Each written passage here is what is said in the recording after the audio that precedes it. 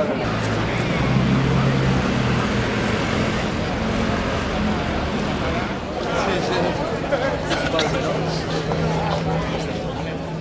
estem aquí perquè un senyor que es diu Josep Maria Via no li ha agradat un vídeo que hem penjat a YouTube. En aquest vídeo preguntem, per exemple, on són els informes que cada any costen als hospitals de Blanes i Calella 300.000 euros.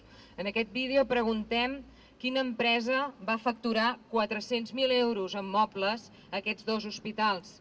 En aquest vídeo demanem que ens expliquin en detall en què es van gastar els 5 milions d'euros de la partida despeses diverses als gestors dels hospitals de Blanes i Calella.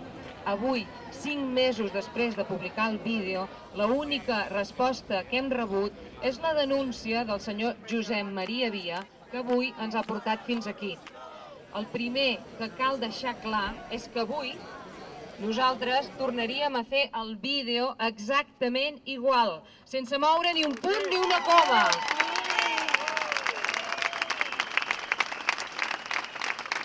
Perquè avui, 5 mesos després de la publicació del vídeo, les llistes d'espera per operar-se segueixen batent rècords. Avui, el temps d'espera per tenir una visita amb un metge especialista segueix pujant i avui els treballadors continuen veient com el govern els segueix ficant la mà a la butxaca. Per tot això, avui no venim a disculpar-nos pel nostre vídeo, sinó a ratificar totes i cada una de les coses que diem.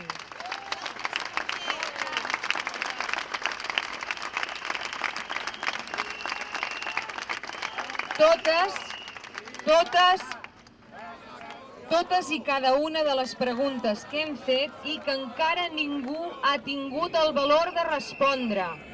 Avui, si haguéssim de fer algun canvi al nostre vídeo, hauria de ser per allargar-lo. Des que va arribar a casa nostra la denúncia del senyor Via, els ciutadans hem observat atònits l'enorme quantitat de brutícia, de porqueria, que surt dia a dia de sota de les catifes de la gestió sanitària del nostre país. Exactament, de merda, sí. Quan van fer el vídeo no sabíem, per exemple, que Josep Prat, company del nostre denunciant en diverses aventures sanitàries, va pagar 720.000 euros a un tal Carles Manté per uns informes que no existeixen. Així de clar, ningú a l'Ajuntament de Reus ha pogut trobar aquests informes. No existeixen, 720.000 euros en informes que no existeixen. Segons el diari El País, Carles Manté, antic hospital dels hospitals de Blanes i Calella, va fer servir aquests 720.000 euros per comprar-se una bonica masia a l'Empordà. Avui, però, ell té la masia a l'Empordà. Nosaltres seurem a la banqueta dels acusats. Quan van fer el vídeo sabíem que Ramon Bagó, també company del nostre denunciant, es contractava a si mateix amb diners públics. El que no sabíem és l'import d'aquests contractes. 50 milions d'euros en 10 anys. 50 milions d'euros que van passar de l'empresa pública Consorci Hospitalari de Catalunya, dirigida per Bagó, al grup CERS, propietat del mateix senyor Bagó. Tampoc sabíem, com també publica el diari El País, que d'aquests 50 milions, 15 van ser adjudicats de manera irregular. 15 milions d'euros que han sortit de la butxaca dels mateixos ciutadans que avui moren a les llistes d'espera.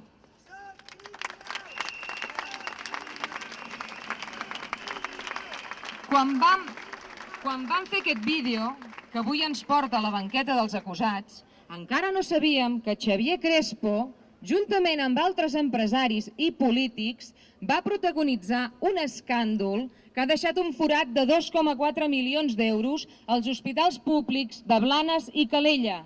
I no ho diem nosaltres. Ho diu un informe de la Sindicatura de Comptes que CiU i PSC van pactar per amagar-lo en un calaix per esperar que tots aquests escàndols prescriguin. Avui nosaltres seurem a la banqueta dels acusats i Xavier Crespo seu al Parlament de Catalunya com a president en el Departament, en la Comissió de Salut.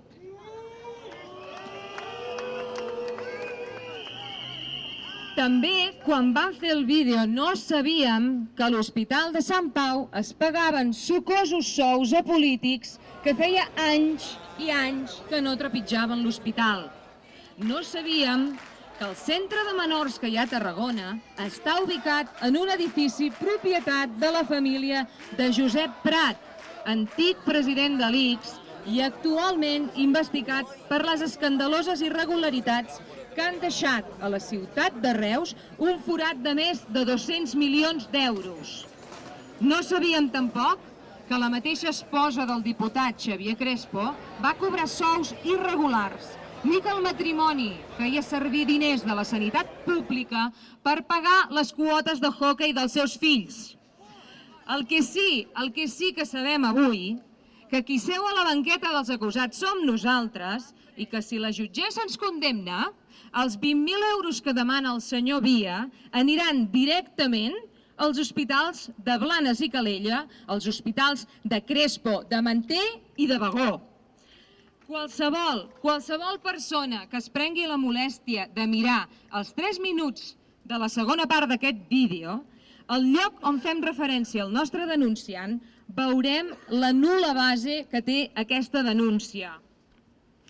Veurem amb claretat que el senyor Via, a qui no se l'acusa absolutament de res, el que en realitat vol és fer callar aquells que posen llum davant de la foscor que ha permès als seus companys actuar amb impunitat i fer-se rics durant 30 anys. Ni a Via ni als seus companys Bagó, Prat i Manté no els agrada que el poble pregunti, no els agrada que el poble denunciï i no els agrada que el poble s'expressi.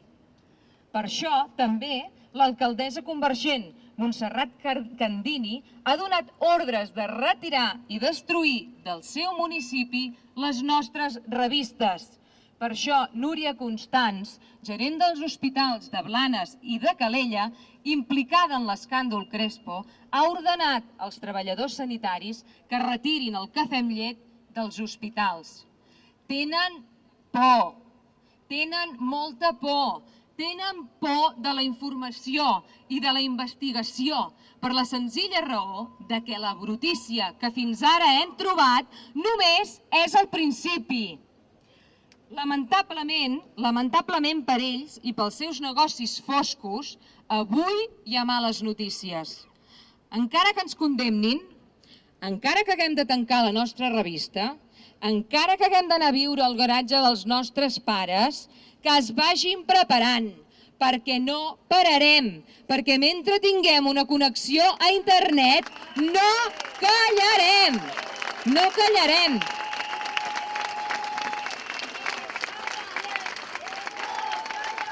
I si cal, és que no callarem, i si cal farem un vídeo cada setmana. Però la pitjor notícia per aquesta gent és que avui ja no som 2 persones que fan vídeos. Gràcies a la seva ridícula denúncia, avui estem aquí i a les xarxes socials milers i milers de persones que comparteixen i generen informació. Som moltíssims, som molts. I això és important, important. De vegades algú ens pregunta, però a banda de difondre la informació, què podem fer? Hi ha moltes coses a fer i ens hem d'organitzar per fer-les. Hi ha molta feina, però una de les més importants és la difusió. El govern es gasta milions d'euros per amagar la veritat darrere les planes del diari La Vanguardia, per exemple, que un cop més es converteix en la veu d'un règim antidemocràtic. Gràcies a tots, entre tots els que patim les retallades, paguem els exemplars que per milers es regalen als trens de tot el país. Cada dia els tertulians fidels al règim fan malabars per amagar la realitat que es viu als hospitals, als quiròfans, a les consultes del metge, perquè la difusió és molt important.